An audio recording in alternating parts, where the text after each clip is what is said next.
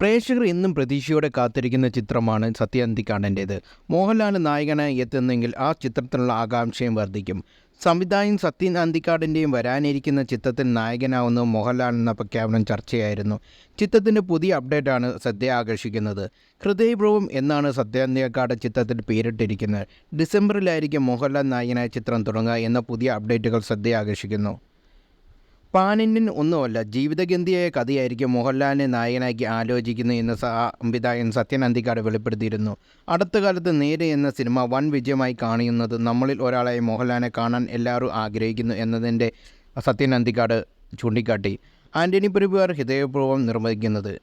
എന്തായാലും പ്രമേയം പുറത്തുവിട്ടില്ല. സത്യഅന്തിക്കാടും മോഹൻലാലും ഒന്നിക്കുമ്പോൾ ചിത്രം വൻ ഹിറ്റാകും എന്നുള്ള പ്രതീക്ഷ. എന്നും എപ്പോഴും എന്ന സിനിമയാണ് ഒടുവിൽ മോഹൻലാലിനെ നായകനാക്കി സത്യഅന്തിക്കാട് സംവിധാനം ചെയ്ത ചിത്രം. സംവിധായകൻ സത്യഅന്തിക്കാടിൻ്റെ മോഹൻലാൽ ചിത്രത്തിൽ മഞ്ജു വാര്യരായിരിക്കും നായിക. ഇന്നസെൻറ്റും ഒരു പ്രധാന വേഷത്തിലെത്തുന്നു. തിരക്കഥ രഞ്ജൻ പ്രമോദ് എഴുതിയിരുന്നു. സംവിധായകൻ സത്യൻ അന്തിക്കാടിൻ്റെ ഒടുവിൽ പുറത്തിറങ്ങിയ ചിത്രം മകൾ വൻ വിജയമായി മാറിയിരുന്നില്ല. എന്നിരുന്നാൽ മോഹൻലാലുമൊത്ത് എത്തുമ്പോൾ വലിയൊരു തിരിച്ചുവരവാണ് ലക്ഷ്യമിടുന്നത്. മകളിൽ ജയറാമായിരുന്നു നായകനായി വേഷമിട്ട് മീര ജാസ്മിൻ നായികയായി. മമ്മൂട്ടിയെ നായകനായ ഒരു ചിത്രം സംവിധായകൻ സത്യൻ അന്തിക്കാട് ആലോചിച്ചിരിക്കും ഉപേക്ഷിച്ചിട്ടായിട്ടാണ് മനസ്സിലാവുന്നത്.